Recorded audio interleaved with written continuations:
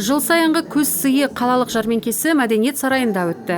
Өз бау бақшаларының жеміс көкөністерінің бай егінін шеберлер қалыпсыз күзгі композициялар түрінде ұсынды. Келушілердің ерекше назарын көп балалы Карпенкалар отбасының ұсынған күзгі бұрышы тудырды. Және әркім эксклюзивті күзгі фотожиегіне естелік суретке түсуге асықты.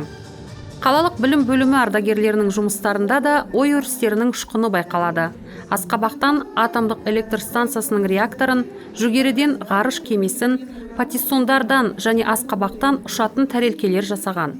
Саяжайшылар өз бақшаларынан жер бетіндегіні және ғарыштағыны көрсеткен. Ридерлік тау-кен байыту кешені ардагерлері кеңесі күзгі деликатестармен таңғалдырды.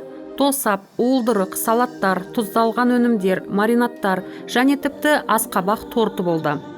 Жеке өнер туындысы Достық үйінің Город мастеров студиясы ұсынған «Делу время, потехи час» композициясы.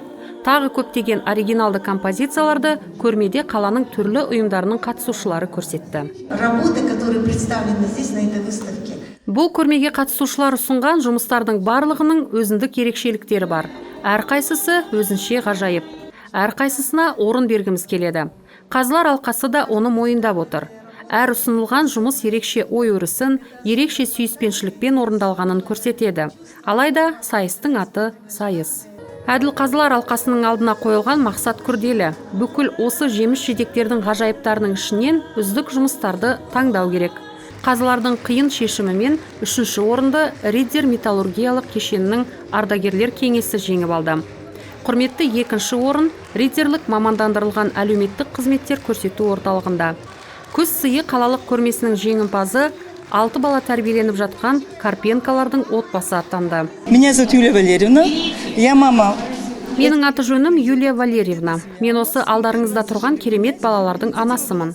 Көп балалы отбасымыз. Біз бұл көрмеге алғаш рет қатысып жатырмыз. Үлкен балаларымыз ұсыныс тастап, қатысуды шештік. Көрме бойынша әкемізден бастап ең кіші баламызға дейін жұмыс жасадық. Әкеміз тамаша ағаш жасап берді, ал балалар түрлі бұйымдар жасады.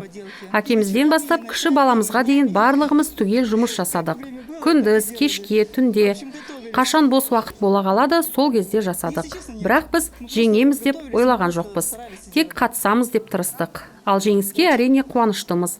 Мен де, балалар да қуаныштымыз. Үздік күзгі композициялардың авторлары мадақтау жүлделерімен ескерілді. Мәдениет сарайы тұлғасындағы ұйымдастырушылар әр қатысушыларды күз сыйы қалалық көрмесіне қатысулары үшін, ой өрістері үшін, еңбектері үшін, сыйлаған керемет көңіл күй үшін, ертегілік күз үшін алғыс білдірді.